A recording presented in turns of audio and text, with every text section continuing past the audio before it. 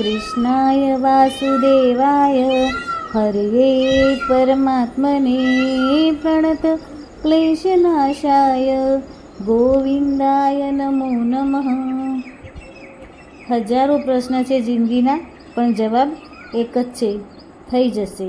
Positive રહો, મસ્ત રહો. આ વાત સાથે ગુડ મોર્નિંગ, જય શ્રી કૃષ્ણ, જય બહુચરમાં.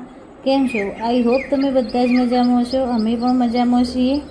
મારા પ્રભુના ચરણોમાં પ્રાર્થના છે કે તમે ને તમારો પરિવાર ખૂબ જ સુખી હોય, સ્વસ્થ હોય અને સુરક્ષિત હોય. તો જોયું તમે વાતાવરણ કેટલું સરસ સવારનું કરી દીધું છે, અને આપણને પક્ષીઓના અવાજ પણ સાંભળવાની બહુ જ મજા આવતી હોય છે. જો આપણે શાંતિથી ધ્યાન દઈને સાંભળીએ ને તો ખરેખર વાતાવરણ બહુ જ રોમાંચક હોય છે, આહ્લાદક વાતાવરણ હોય છે. ખરેખર બહુ જ મજા પડી જાય છે. તો આપણે નહીં ધોઈને તૈયાર થઈને આવી ગયા હતા, અને પહેલાં તો આપણે દરવાજામાં જે પાણી છોડતા હોઈએ છીએ પાણી છોડી દીધું. પછી તુલસી માતાને જળ ચડાવી દીધું, અને મારી બારીમાંથી સૂર્યનારાયણ ભગવાન ચોખ્ખા દેખાય છે, એટલે એમને પણ મેં જળ ચડાવી દીધું હતું.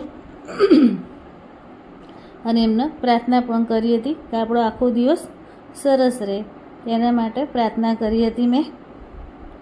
તો સૂર્યનારાયણને જળ ચડાવતી વખત આપણે 7 વખત ઓમ સૂર્યાય નમઃ, ઓમ ભાસ્કરાય નમઃ, ઓમ રવયે નમઃ, એવી રીતે 7 વખત 7 ભગવાનના 7 સૂર્યનારાયણના નામ છે કે જે બોલવાના હોય છે આપણે.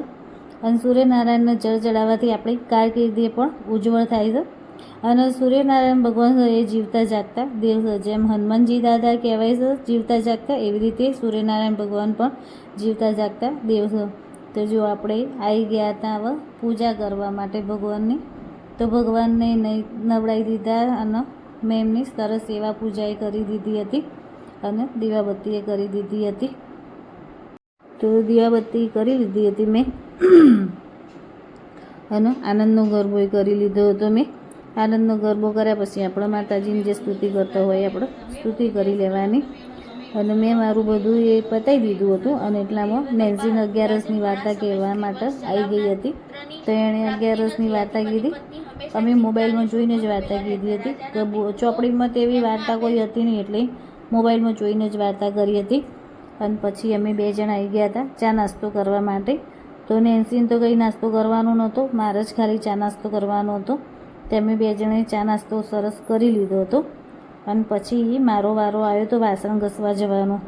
એટલે જે બધી દીવીઓમાં આપણે દિવેટો બળીને અડધી રહી જતી હોય છે ને, એ હું એક ડબ્બીમાં ભેગી કરી દઉં છું.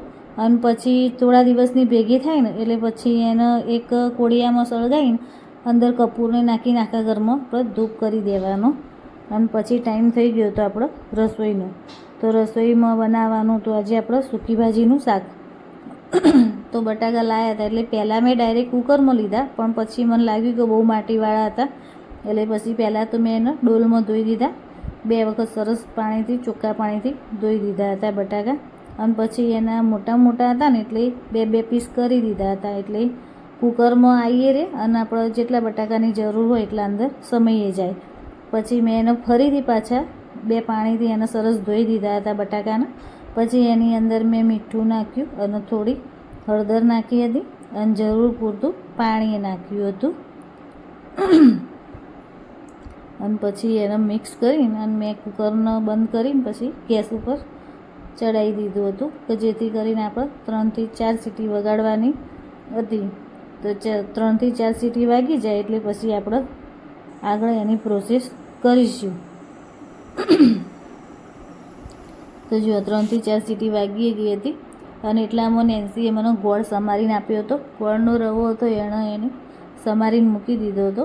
તો કેવું થાય કે પછી ઢેપો રહી જાય ને તો દરરોજ ભાગવાનું ફાવે નહીં આપણને, એટલે એક વખત સમારીને જ આપણો ડબ્બો ભરી દેવાનો. તો એક તપેલીમાં મેં ગોળ લઈ લીધો હતો, એની અંદર પાણી નાખી દીધું હતું. તો આપણે રાજગરાનો જે શીરો કરવાનો હતો ને એ ગોળમાં બનાવવાનો હતો. અમે ખાંડમાં નહીં બનાવતા, એટલે ગોળમાં બનાવીશું આપણે. અને બીજો વધારાનો ગોળ હતો એ મેં ડબ્બામાં ભરી લીધો હતો. તો જો આવો સમારેલો ગોળ તૈયાર હોય ને તો રોજ પછી આપણને વાપરવાનો સારું ફાવે.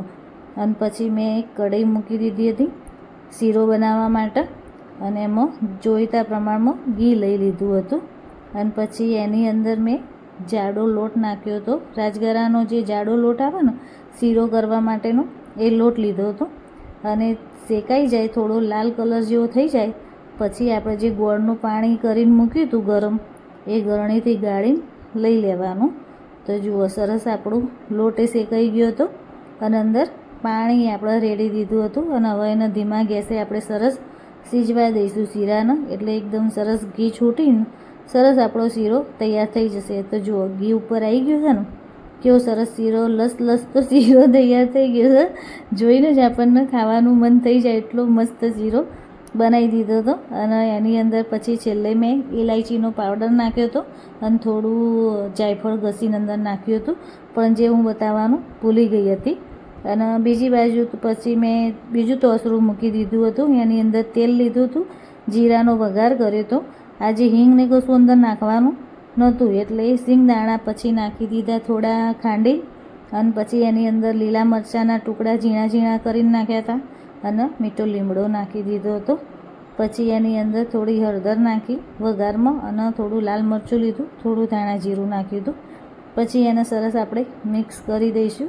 તો વઘારમાં મરચું ને હળદરને નાખેલું હોય કે જેનાથી આપણે શાકના દાળનો કલર બહુ જ સરસ આવે છે, કે જોઈને જ આપણને ખાવાનું મન થઈ જાય. તો જુઓ શાકનો કલર એ કેવો સરસ લાલ ગુમ આવી ગયો છે ને, કે કહીએ છીએ ને કે આપણને આંખને ગમે તો પેટને ગમે, એટલે સરસ જો વઘારી દીધું હતું. અને પછી ઉપરથી જે વધારાના મસાલા હતા કે આપણે થોડું મીઠું નાખવાનું હતું, થોડું મરચું નાખ્યું, ધાણા જીરું નાખ્યું, ખાંડ નાખી, લીંબુ નાખ્યું, કોથમીર નાખી અને આપણું શાક સરસ તૈયાર થઈ ગયું હતું સૂકી ભાજીનું.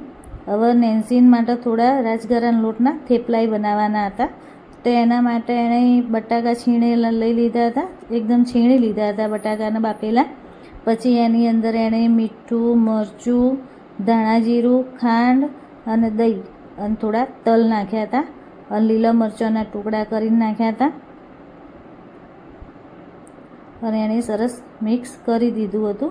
અને પછી એની અંદર રાજગરાનો જે ઝીણો લોટ આવે છે ને થેપલો કરવા માટેનો, એ લોટ લીધો હતો કે અંદર જેટલો સમાય એટલો એણે નાખ્યો હતો. અને જો છેલ્લે કોથમીર નાખવાની રહી ગઈ હતી તે મેં ધોઈને અંદર નાખી દીધી હતી.